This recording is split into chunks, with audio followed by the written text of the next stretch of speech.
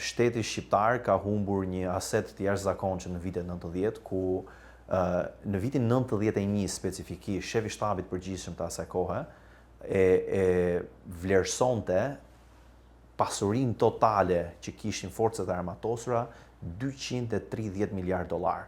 Po flasim me 230 miliard të asaj kohe.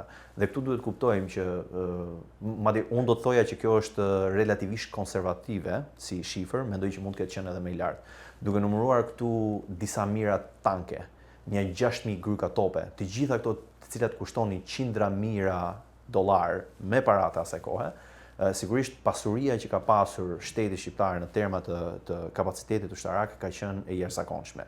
Një pasuri që për fat keq, jo vetëm u keq përdor dhe shkoi në duart e gabuara, por nuk mundi të ripërtëriej.